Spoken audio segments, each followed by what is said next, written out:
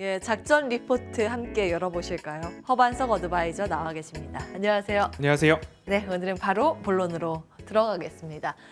현대차의 자율주행은 여기서 시작. 네. 현대차 그룹 네. 계열이죠. 예, 모빌리티 산업 디지털화의 중추기업 현대차 그룹의 유일한 ICT 차량용 소프트웨어 업체입니다. 아실까요, 여러분? 현대 오토 네. 에버. 예, 보겠습니다. 현대오토에버 올해 세 번째 작전 리포트에서 소개해드리는 기업이고요. 현대자동차의 이제 ICT를 담당하고 있다라고 보시면 좋겠고요. 정보화를 진행하고 있는 기업이고 특히 뭐 현대에버, 현대오트론 등이 합병을 해가지고 현대자동차의 자율주행 소프트웨어를 만들고 있다. 그것을 넘어서 우리나라에서는 차량용 소프트웨어를 공급하는 유일한 기업이다라고 보실 수 있겠습니다. 올해 세 번째 가지고 온다라고 말씀을 드렸는데요. 어제도 말씀드렸듯이 효자 종목, 사골 종목이라고 이야기를 할 수 있겠습니다. 추세 하단에서 꼬박꼬박 살펴보았던 ISC 그리고 CJ 제일제당이 이어서 이제 다시 현대 오토에버도 그 자리에 도달했기 때문에 오늘 소개를 드리도록 하겠습니다. 예, 가장 큰 이유는 많이 빠졌다. 네. 이거군요. 예, 이건 뭔가요? 지도를 수집하는 차량의 그 내부, 이제 차량이 다니는 길을 이렇게 해놨는데 예. 혹시 로봇 청소기를 쓰시는 분들은 이와 비슷한 맵을 휴대전화에서 보실 수 있었을 거예요. 로봇 청소기가 다니는 길이 선으로 이렇게 다 연결이 돼 있거든요.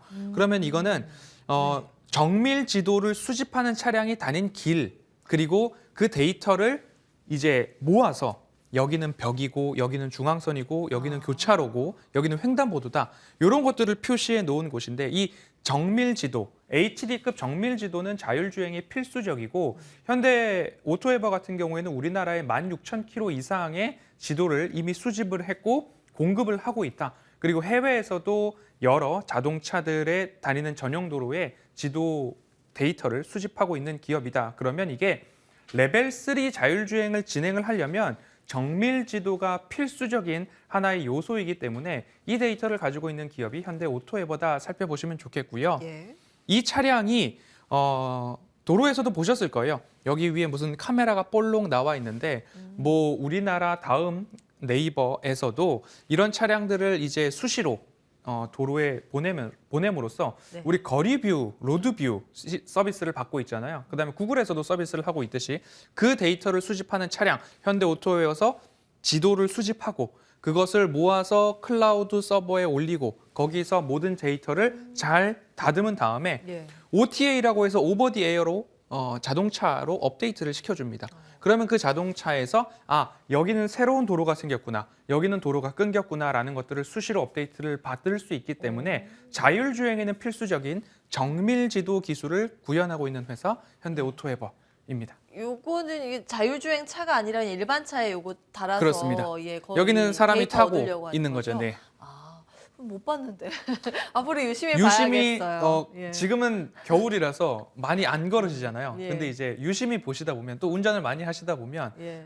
곳곳에 등장해 있습니다. 그렇군요. 저 집순이여가지고 잘 안 나갑니다. 다음 보겠습니다. 다음에 이제 돌아다닐 때 열심히 네. 봐야겠네요.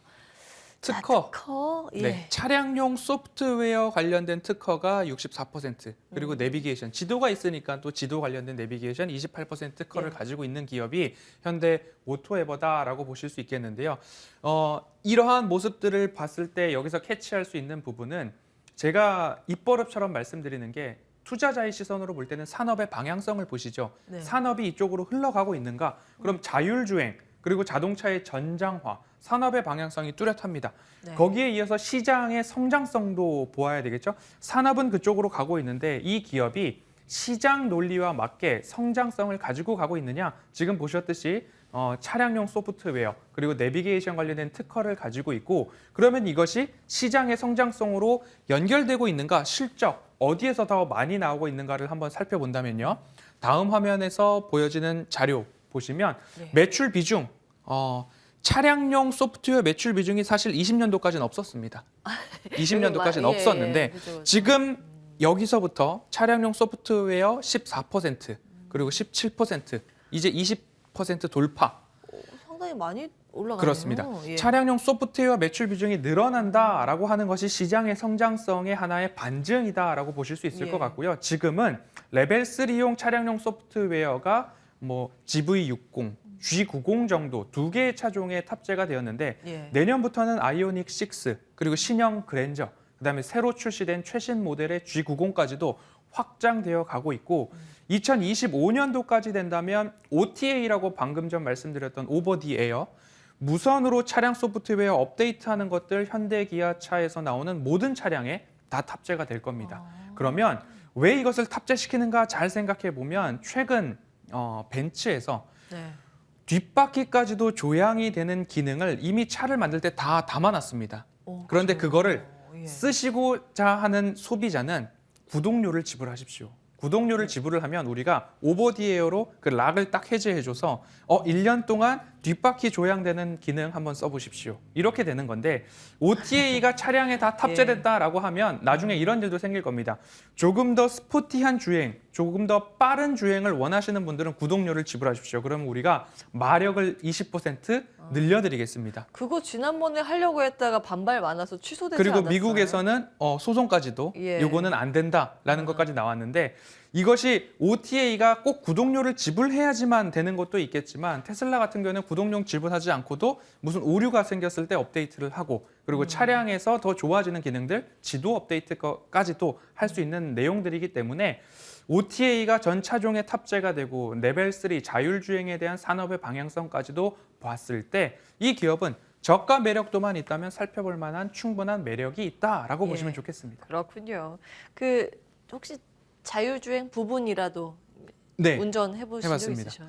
처음에는 차가 오. 앞으로 가는 것만 예. 하다가 이제는 고속도로에서는 앞차가 서면 내 차도 같이 서요. 제 차는 아니죠.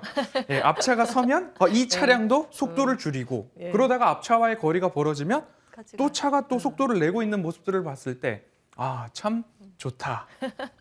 저도 제 차는 아니지만 네. 저도 운전을 해본 적이 있거든요. 장거리는 확실히 좀 편하더라고요. 그 과거에는 없었기 때문에 당연히 매출이 없고 이제 매출이 늘어갈 것이라는 이제 차량용 소프트웨어 쪽입니다. 다음 보겠습니다. 분기별 실적 추정치가 네. 나와 있습니다. 매출액, 영업이익의 YOY 비교치를 본다면 그래도 두 자릿수의 여기는 마이너스가 났지만 두 자릿수의 증가를 따박따박 보이고 있는데 내년도 4분기까지의 두 자릿수 영업이익 매출액의 분기별 실적 우상향 추세가 이어지고 있다. 그런데 작전 리포트에서는 분기만 좋은 게 아니라 예. 올해, 내년, 후년도까지 좋아진다라고 한다면 오히려 조금 더 듬직한 실적에 대한 뒷배가 있다. 그러면 연도별로도 한번 보도록 하겠습니다. 전년 같은 기간 대비입니다. 예, 21년도, 22년도부터 24년도까지 나와 있는데요.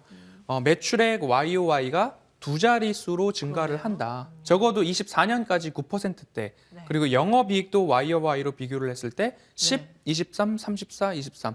두 자릿수의 증가율을 보이고 있기 때문에 이 부분들은 한번 짚어볼 필요가 있고 영업이익률도 이 부분을 살펴볼 필요가 있는 부분은 뭐냐면 산업의 방향성, 시장의 성장성에서 이제는 탑재되는 차량 수가 많아집니다. 그럼 자연스럽게 수요의 증가겠죠. 예. 그리고 그것을 이용하는 회사가 현대기아차 그룹뿐만 아니라 혹여나 더 확장된다라고 한다면 가격 경쟁력도 이 기업이 독보적으로 가지고 있는 기술이기 때문에 가격 경쟁력도 단가도 올라갈 수 있다. 그럼 P와 Q의 성장성 모두 다 담보할 수 있기 때문에 영업이익률이 올라갈 수 있다라고 전망치가 나오는 근거 되겠습니다. 예, 수량도 많이 팔리고 가격도 올리고 예, 꽁도 뭐죠? 꽁도 먹고 알도 알도 먹고. 예, 다음 보겠습니다. 그건 이제 희망회로이고요. 앞으로 나오는 데이터를 차분히 챙겨 보셔야겠죠. 이제 차트로 보겠습니다. 모두의 이게 가장 매력적이라고 말씀 주셨거든요. 그렇습니다. 많이 빠졌다. 네. 현재 이 구간인가요? 네, ISC도 CJ제일제당도 현대오토에버도 예. 두세 차례 방송에서 소개를 드렸고요. 올해는 7월 15일 여기가 아니라 여기에서 말씀을 좀 드렸었습니다. 좀 높을 때 말씀 그리고 나서 주셨네요. 네, 아. 상단까지 올라갔었고 예. 9월 30일 최하단에서 말씀을 드리고 중기 추세선까지 되돌림이 나왔습니다. 그러면 지금부터는 여기에서 매수를 하셔서 1차 목표가로 12만 원 제시를 해드리고 나는 내년도 OTA와 자율주행 소프트웨어 모두 다 탑재가 많아진다. 그럼 나는 내년 중에 14만 원 한번 보겠다라고 개인적인 전략에 따라서 대응이 가능하시겠으나 예. 1차 목표가 12만 원을 보시고 12만 원이 도달 18만 12만 원입니다. 12만 네. 원인가요? 여기가 10만 원, 12만 아. 원, 14만 원. 아, 그렇군요. 그럼 12만 원 언저리까지 왔을 때 그때 당시에 매수세가 얼마나 이어지는지 수급이 얼마나 들어오는지 그 부분 보신 다음에 추가적으로 보유할지 여기서 스탑할지는 결정하시면 되니까 지금 10만 2천 원, 3천 원 현재가로 방송 오는 동안에 시장이 쫙 올라옵니다. 그래서 10만 4천 원, 5천 원까지도 보이고 있는데 예. 10만 4천 원과 가장 가까울 때 한번 매수에 대한 도전을 해보시고 그리고 나서는 작전 리포트는 주봉 기준으로 보니까요. 적어도 한 달, 두 달 정도 보시고 1차 목표가 12만 원 제시해드리도록 하겠습니다. 예. 여기 좀 잘 안 보여가지고 네. 예, 큰일 날 뻔했습니다. 12만 원을 일단 1차 상단 라인으로 잡아주셨습니다. 오늘의 작전 리포트 현대오토 에버였습니다.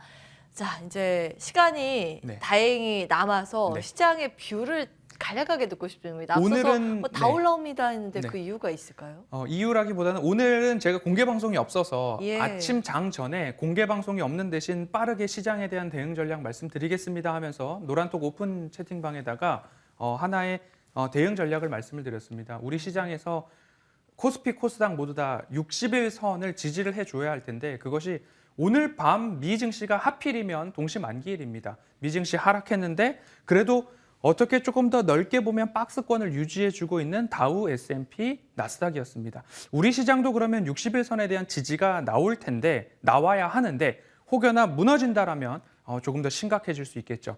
그래서 어느 대응의 한 방법은 수익 나고 있는 종목들을 비중을 축소하는 전략이 오늘 60일 선을 중심으로 나올 수 있고 또 다른 전략으로는 60일 선 정도 되면 매수를 해보려는 노력들이 또 나올 수 있겠습니다. 그래서 두 가지를 보시고 내가 정말 길게 가져갈 만한 종목이다라고 한다면 그 종목은 60일 선에서 용기를 내보는 대응이 가능할 테고 나는 사실 이 종목은 비중을 축소하고 현금화를 하고 싶었는데 하고 있던 종목들은 조정이 나오기 직전이나 조정이 나왔을 때 또는 지금처럼 반등이 나올 때 오늘 밤 미증시 자리가 굉장히 중요해졌습니다. 그래서 가져갈 종목과 그다음에 현금화할 종목은 뚜렷하고 명확하게 대응을 하셔야 연말에 나올 수 있는 변동성에 조금 더 대응이 가능하다라는 이야기를 장전 노란톡 오픈 채팅방에 좀 올려드렸습니다. 시장이 올라오는 부분들은 미증시가 너무 빠졌기 때문에 우리나라 금투세 유예가 또 되었다라는 이야기 등등이 있었습니다. 하지만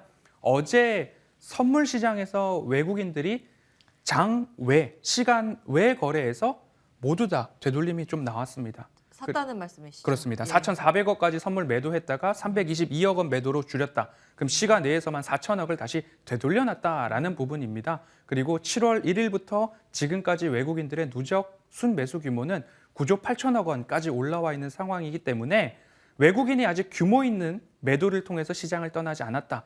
여기를 조금 더 지켜보시면서 하지만 시장은 아직 오늘 밤 미증시가 꼭 중요합니다. 가져갈 종목은 굳건하게 가져가시되 그렇지 않은 종목은 종목별 대응이 꼭 필요하다라는 말씀 드리고 싶습니다. 예, 우리로 따지면 내마녀의 날에 해당되는 그렇습니다. 게 오늘 밤 미증시입니다. 이게 굉장히 중요하다고 말씀 주셨습니다. 사실 어제 우리 시장이 유독 주변 국가 대비 네. 더 크게 밀린 요인 중에 하나가 위클리 만기의 네. 영향이라고 하더라고요. 그래서 그 수급이 꼬였던 게 오늘은 1차적으로 풀리는데 네, 미증시 한번 보고 네. 다음 주에 다시 이야기를 나누는 것으로 하겠습니다. 작전 리포트 여기까지 하겠습니다. 허반석 어드바이저 함께했고요. 이슈앤뷰 같이 인사드리겠습니다. 끝까지 시청해주신 여러분 고맙습니다.